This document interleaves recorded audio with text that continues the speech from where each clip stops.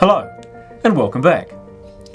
This session is about how you engage your audience in a way that sets your communication up for success, be it a presentation, a conversation, a pitch, or a negotiation.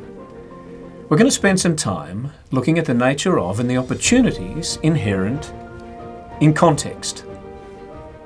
So, context is a much used word.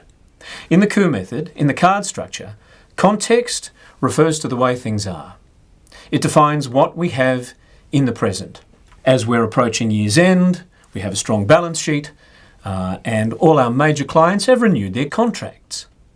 It can be shaped by history. It's been a tough year, and people are feeling it.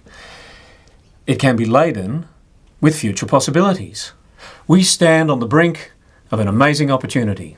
It can be defined by a single dominant factor. We have approval from the regulators to proceed. But more often, the context is defined by a combination of factors. It's been a tough year and a very successful year. Our balance sheet is strong and we've locked in our major clients.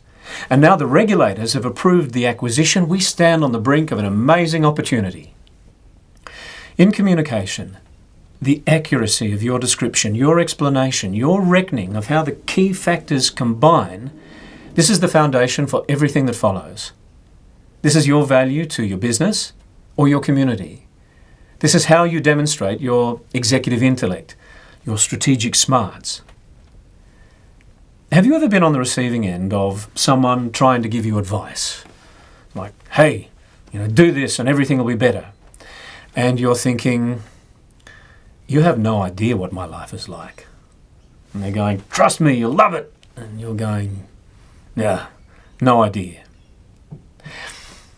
If you're going to establish a channel of communication with someone, if you're going to engage them early in the conversation, then you've got to let them know that you see them clearly and the world in which they live. You get it. You get them. And here there's an important distinction. Sometimes your description of the context validates their experience. So a consultant might say to their client, okay, we understand that your people have expressed concerns about changes to your operating structure. At the same time, it's critical that service levels are maintained as several major contracts are up for review. So, look, in this case, the audience, the client, will appreciate a deft and focused description of those factors in play. If it were a dialogue, they might respond by saying, yes, people are concerned about the restructure, but we can't let that become a distraction.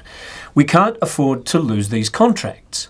So, if that's right, then you'd move on to the aim. So your aim is to see service levels maintained so that those contracts are renewed, so concerns about the operating structure have to be managed. So look, I've jumped ahead to the session of articulating the aim.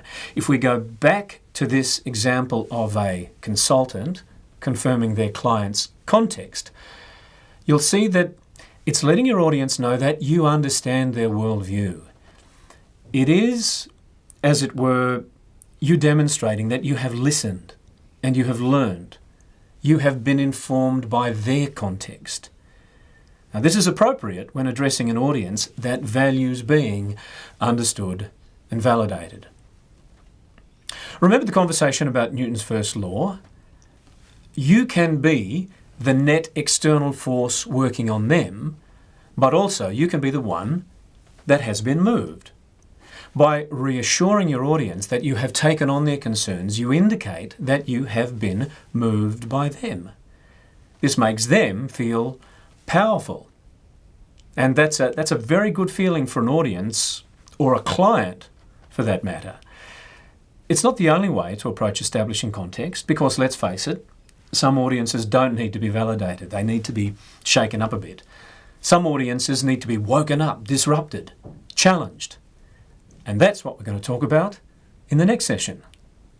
For now, the action learning is about your capacity to demonstrate that you do understand your audience's perspective and you can reflect the depth of your understanding with what you say and do. See you in the next session. Bye for now.